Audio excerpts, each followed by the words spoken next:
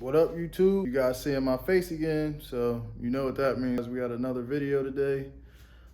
Today's video is going to be a customer bike. It's a 2008 YZ450, and it's in for a full rebuild. A little bit of a backstory on this bike.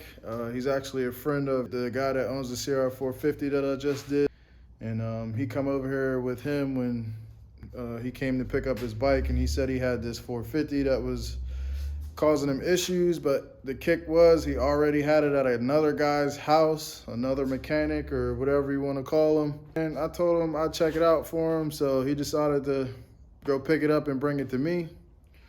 So I'm gonna flip you guys around and let you see what's going on. So here it is, guys. Like I said, it's a 2008 YZ450f, and it's pretty clean for 08.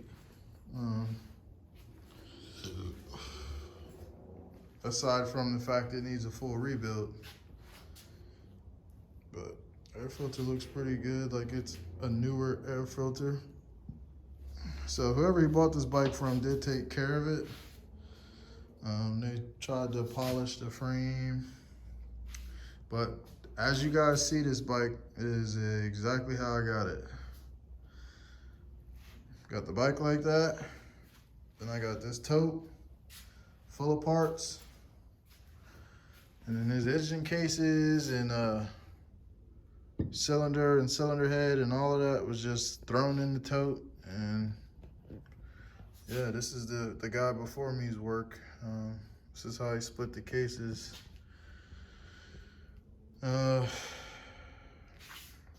So if you guys look down in here, you can kind of see something. I think this blew up before.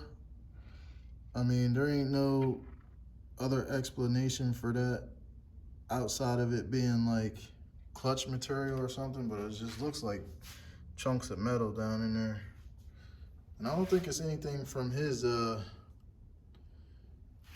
from this go around. I'm gonna have to look a little closer, but I mean, nothing looks missing. His piston's chewed up pretty good. His crank is shot. The bearings are shot. So we got him some new parts over here, and we're gonna try and get them together. So I'm gonna put you guys up on the tripod and we're gonna dive into this one. All right, guys, here we go. We're sweating in the bearings. Already did that one, but I'm just doing this for some of you guys that might not know what sweating bearings in or has seen it done before. So I'll show you the other case I have. If I can get it here with my one hand.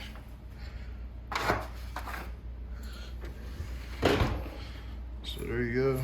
See, you guys see the case, there's no bearing in it. Come over here to the freezer. My lady was on right now. She would give me a mouthful, boy. But here it is, here's the bearing. Sit you guys down real quick. We gotta kind of do this quick. And you just take your bearing, try and get it square.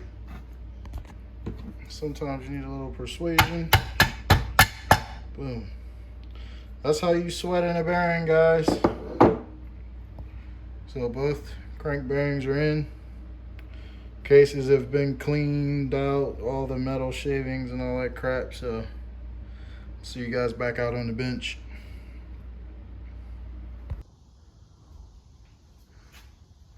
All right, guys, so here we are. We got the tranny back in, got the crank in, everything all clean. About to put these cases back together.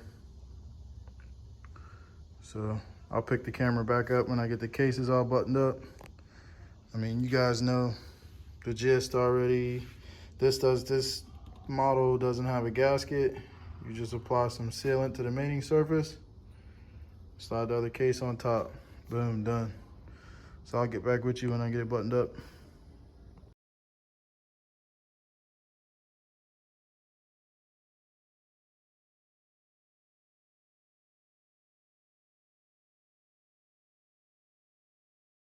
All right, guys, so this is the finished product of the customer YZ450. Got her all back together. I didn't record anything of me putting the motor back together, so sorry about that, guys, but she's back together. And he's supposed to be coming over here tonight to pick her up, so little recap of some things that we did. Put a new throttle cable on it. I had to put a new hot start cable on it. You can't really see, but we put a new front sprocket on it because his teeth were bad. Back sprocket wasn't that bad. And we did a full engine rebuild. This bike came to me in pieces. The motor was in a tote full of metal shavings and full of dirt.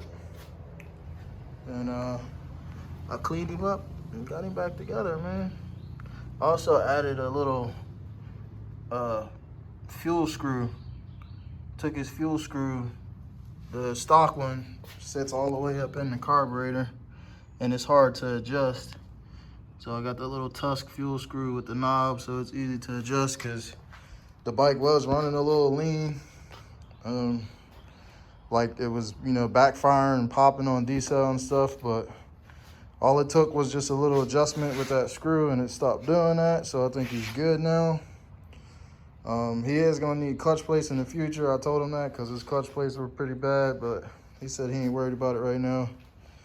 So, but yeah, guys. Oh, and I got him this Tusk radiator cap because he said it was overheating before, but another one ready to go, man. So I'll probably jump back with you guys when I finish I'll give you a little update on the customer 125. It's all back together and ready.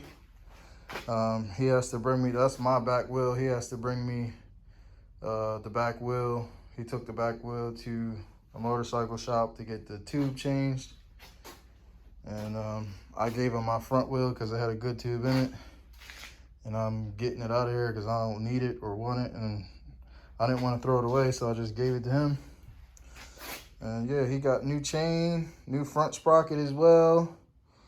And his motor got a full rebuild. I still have to freaking get the screws broke off in there, so I still have to drill it and try to get it out and all that crap. But he still has to come give me the remaining balance on his bike. So once he does that, I'll do that, and he'll be ready to take this thing home. So there'll probably be another little video coming out on this when it's time for this to go home.